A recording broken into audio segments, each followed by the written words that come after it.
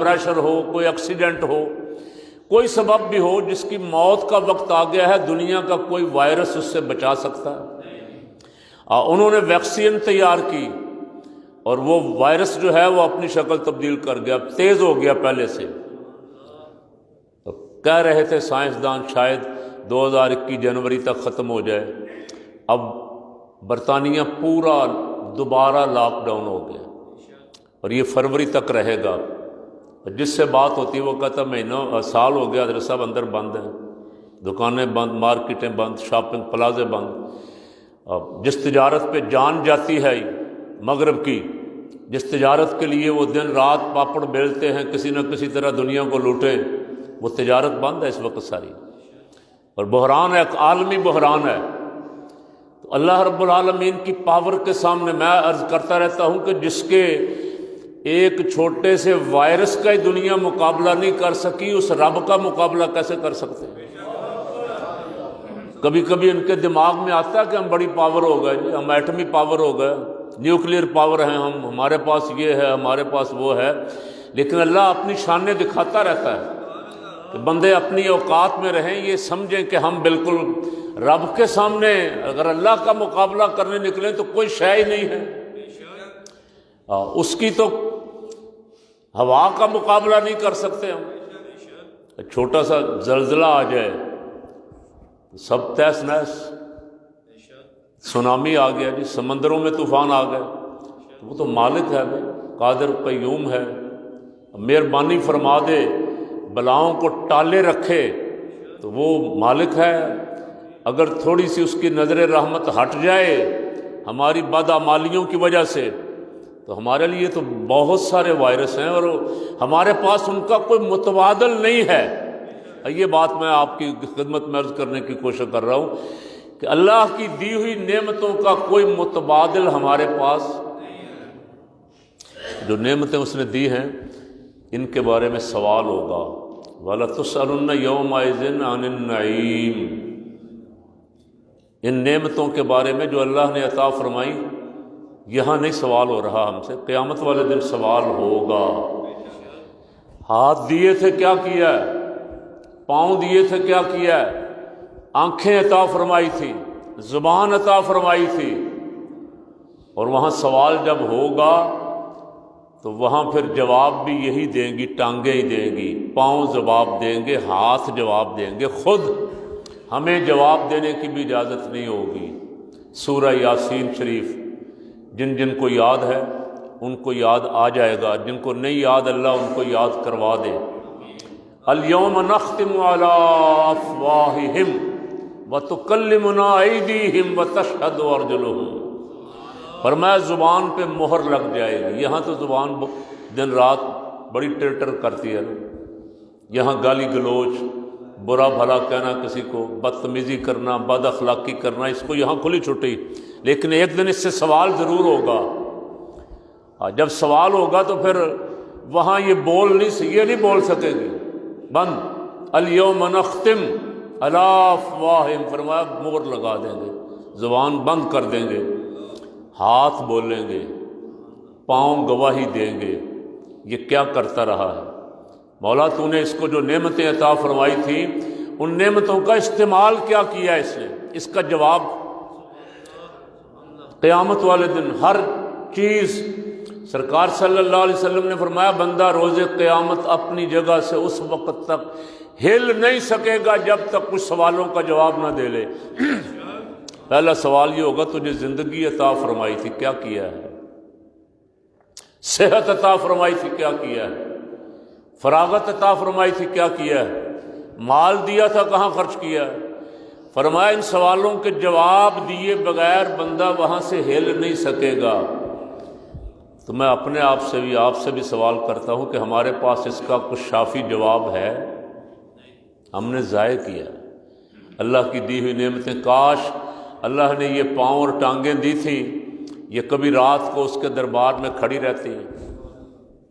حضور غوث اعظم شہنشاہ بغداد، پیروں کے پیر، ولیوں کے شہنشاہ، 15 سال ایسے گزارے کہ عشاء کی نماز پڑھ کے کھڑے ہوتے تھے، ایک رکعت میں پورا قرآن ختم فرماتے۔ اور ویسے 40 سال زندگی مبارک کے ایسے گزرے ہیں کہ عشاء کا وضو کیا، فجر کی نماز بھی اسی وضو سے ادا فرمائی۔ تو یہ سارے واقعات، سارے قصے کہانیاں تو نہیں ہیں سننے سنانے کے لیے، صرف یہ ہمیں متوجہ کرنے کے لیے ہیں کہ اللہ کے بندوں نے کس طرح زندگی بسر کی، عبادت کی رب کی۔ ہم 5 وقت کی نماز کے لیے بھی تیار نہیں ہیں، اور آئیں بھی نماز کے لیے اللہ ماشاءاللہ کو آئیں بھی تو ہمارے ہزار مسئلے مسائل، دکھاوا، ریا، کو مجھے کوئی دیکھ رہا ہے کہ نہیں دیکھ رہا، میں کیا کر رہا ہوں۔ خالصتاً رب کی عبادت کے لیے ہم نے کیا کچھ کیا ہے یہ ہمیں پتہ ہے، اور ہمیں ہی اس کا جواب دینا ہے روز قیامت۔ تو اس کا جواب بھی کبھی ایسی محفلوں میں آئیں تو ضرور سوچا کریں کہ اب جو ہمارا بھائی گیا ہے وہ وہاں جواب دہ ہے، ہمیں بھی کل اسی رستے سے گزرنا ہے، ہمارا بھی جنازہ اٹھایا جائے گا، ہمیں بھی کندھوں پہ اٹھا کے لے جا کے مٹی کے منو مٹی تلے دفن کر دیا جائے گا۔ وہاں تو پھر کوئی 40واں ہو گیا، ختم ہو گئی بات۔ اب بچہ بچی اولاد بہن بھائی کو بڑا کرے گا تو سال بعد جا کے عید والے دن یا 10 محرم کو دعا مانگائے گا۔ یہ بھی ہمارے ہاں یہ بہت ساروں مسلکوں میں یہ بھی نہیں ہو، کہتے ہیں دعا کی کوئی ضرورت نہیں۔ تو بابا جہاں اب یہ درس دیا جا رہا ہے کہ اس کے لیے دعا کی ضرورت بھی نہیں ہے، اپنا انتظام تو کرو نا، اپنا سوچ کے جاؤ کہ ہم نے جانا ہے وہاں، اور وہاں تو بڑا تابع دار بچہ ہوا 8 دن بعد آ کے دعا کر دے گا قبر پہ۔ یہاں مجھے اپنا جواب خود دینا ہے۔ اور تو میں عرض کر رہا تھا اس سے قبر میں سوال جواب ہونے، وہاں جا کے اس سے یہ اجازت نہیں ہونی کہ تیری جو نمازیں رہ گئی تھی اب تو فارغ ہے یہاں نمازیں پڑھ لے، وہ اجازت یہاں ہے وہاں نہیں ہے۔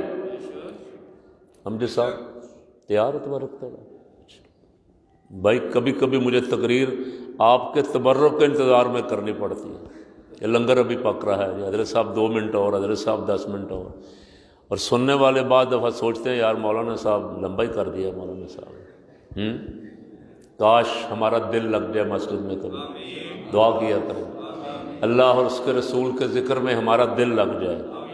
باہر میں نے دیکھا تھڑوں پہ پھٹوں پہ کرسیوں پہ بیٹھے بیٹھے سارے دن گزار دیتے، کوئی ایک لفظ بھی نہیں بولتے، خوشی سے بیٹھے ہوتے، اور مسجد میں تنگ دلی سے بیٹھتے، مسجد میں گھڑی دیکھتے ہیں، امام صاحب پہ غصہ کرتے ہیں، خطیب پہ غصہ کرتے ہیں، 10 منٹ اس نے اوپر لگا دیے ہیں۔ یہ کیا ہے آخر؟ وہ شیطان جو پیچھے لگا ہوا ہر وقت بندے کا دل یہاں لگنے نہیں دے گا، اس لیے کہ یہاں بیڑا پار ہونے والی باتیں ہو رہی ہیں، آخرت کی باتیں ہو رہی ہیں، اس کو یہ اچھی نہیں لگتی شیطان کو، وہ دل میں وسوسہ ڈالتا ہے یار بڑا لمبا ہی ہو گیا کام، باہر جا کے بیٹھ کے کوئی نیکی کرنی ہے، باہر کسی کی غیبت کرنی ہے، اور کسی سے بد اخلاقی کرنی ہے، بری نظر کسی طرف دیکھنا ہے۔ مسجد میں جتنی دیر بیٹھے ہیں ساری برائیوں سے بھی بچے ہوئے، گناہوں سے بچے ہوئے، اور اللہ کی رحمت میں ہیں، اللہ رب العالمین کی نظر رحمت میں ہے جتنی دیر اس کے گھر میں بیٹھے ہوئے ہیں۔ اس لیے کہ کسی سخی کے دروازے پہ کوئی فقیر بیٹھا ہو تو سخی کو یہ پسند نہیں ہے کہ یہ فقیر ایسے خالی بیٹھا رہے، دنیا کا سخی بھی یہ پسند نہیں کرتا، وہ تو سارے سخیوں کا سخی ہے، اس کے دروازے پہ وہ آ کے بیٹھ جائے۔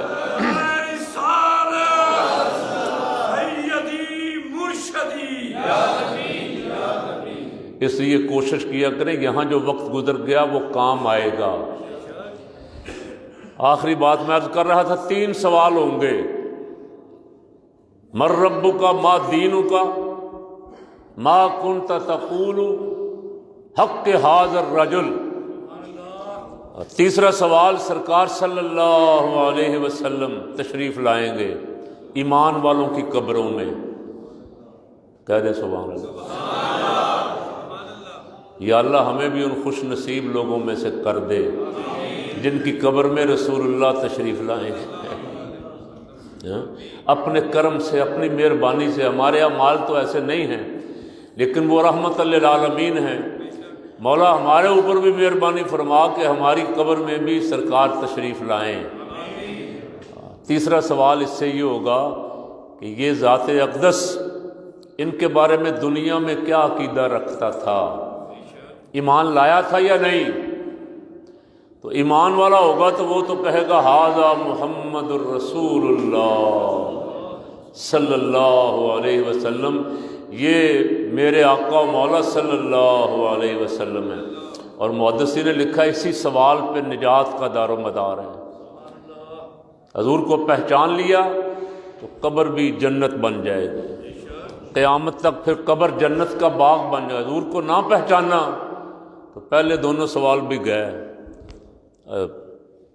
سوال کرنے والے ہٹ جائیں گے، پھر وہ فرشتے آ جائیں گے جو سزا دینے والے گرز لے کے کھڑے، اب پھر وہ بندے کی طبیعت ٹھیک کر دیں گے۔ جس نے دنیا میں تکبر کیا، دنیا میں نافرمانی کی، دنیا میں اکڑتا رہا، دنیا میں اچھی بات نہ سنی نہ مانی، سنی بھی تو مانی نہیں، چھوٹو پر مولویاں دی کڑی گل کرتے رہتے ہیں۔ اچھی بات جہاں سے بھی ملے، حکمت مومن کی متاع گم گشتہ ہے، جہاں سے بھی ملے لے لو۔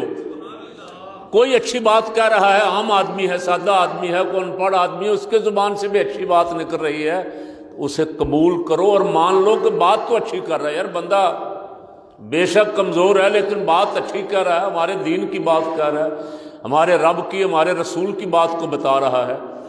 اچھی بات سن کے اسے مسترد کرنا، ضائع کرنا، اس پہ عمل نہ کرنا، یہ اور گناہ پہ گناہ ہے۔ تو وہاں جواب تو دینا ہوگا۔ اللہ کریم جو وہاں سوالات ہیں ان کی تیاری کی توفیق عطا فرمائے۔ جو بندہ مومن 5 وقت نماز با جماعت ادا کرتا رہے گا، ایک انعام، پہلا انعام کیا ملے گا؟ سبحان اللہ۔ یہ سن کے اگر کوئی نیت کر لے کہ 5 وقت پڑھنی ہے تو میرا بھی اور آپ کا بھی بیڑا پار ہو جائے گا۔ پہلا انعام یہ ملے گا کہ جب یہ قبر میں جائے گا، فرشتے اسے اٹھا کے بٹھائیں گے، چل بھائی اٹھ یہ سوالوں کے جواب دے ذرا، تو یہ دیکھے گا کہ وہاں اس وقت عصر کی نماز کا وقت ہو گیا ہے۔ یہ رات کو دفن کریں آپ 12 بجے اور دن کے 8 بجے، صبح 5 بجے دفن کریں، جب بھی دفن کریں، جب مردے کو قبر میں اٹھایا جائے گا تو ایسے اسے لگے گا کہ عصر کا وقت ہے۔ کون سا؟ حافظوا علی الصلوات والصلاۃ الوسطی، اور عصر کی قسم بھی یاد فرمائی، والعصر ان الانسان لفی خسر۔ اسے لگے گا عصر کا وقت ہے، اور عصر کا وقت تھوڑا ہے، گھنٹہ سوا گھنٹہ وقت ہے سارا نماز عصر۔ زور کا وقت ختم ہوتا ہے، عصر کا وقت شروع سے لے کے مغرب تک پھر سوا کو گھنٹہ سارا ہی جلدی نماز ادا کرنی۔ عشاء کا ٹائم بہت زیادہ ہے، ایسے زور کا وقت بھی زیادہ ہے، 12 بجے شروع ہو گیا، یہ 3:30 بجے تک چل رہا ہے آج کل گرمیوں میں، 12:30 بجے شروع ہو کے 5:30 تک چلتا ہے زور کا ٹائم۔ لیکن عصر کا وقت سارے سال میں ہی، گرمیاں سردیاں تقریباً گھنٹہ 1.5 گھنٹہ ہی ہے، زیادہ سے زیادہ۔ تو یہ فوراً جب اسے فرشتے اٹھائیں گے، اٹھ بھائی سوال جواب کا وقت آ گیا ہے، تو یہ فرشتوں سے کہے گا، فرشتوں ذرا ٹھہر جاؤ، عصر کی نماز کا وقت ہو گیا، مجھے نماز پڑھ لینے دو۔ سبحان اللہ، محبت سے کہیں سبحان اللہ۔ اگر اسے وہاں جا کے نماز عصر یاد رہی تو بیڑا پار ہو گیا کہ نہیں؟ کیوں بھائی؟ سوالوں کے جواب بھی آسان ہوگا نا پھر۔ اللہ رب العالمین ہمیں اس کی تیاری کی توفیق عطا فرمائے۔ اب بالآخر مجھے بھی آپ کو بھی ایک نہ ایک دن جانا ہے، اس کا وقت ہمیں بتایا نہیں گیا، ہمیں نہیں بتایا گیا کہ میری موت آج ہے کل ہے، اس لیے اس کی تیاری کرتے رہنا چاہیے۔ اللہ رب العالمین جب بھی آئے ایمان کی موت آئے۔ اللہ کریم یہاں سے فرما بردار بندوں میں اٹھائے ہمیں، تاکہ وہاں جائیں تو فرما بردار بندوں سے فرشتے بھی بڑی محبت سے پیش آئیں گے، بلکہ فرشتے استقبال کریں گے اہل ایمان کا، حضور کے سچے غلاموں کا۔ وہ فرشتے جن کی صورتیں خوفناک سنتے ہیں ہم، قبر میں اہل ایمان کا استقبال ہوگا، رحمت کے فرشتے ہوں گے۔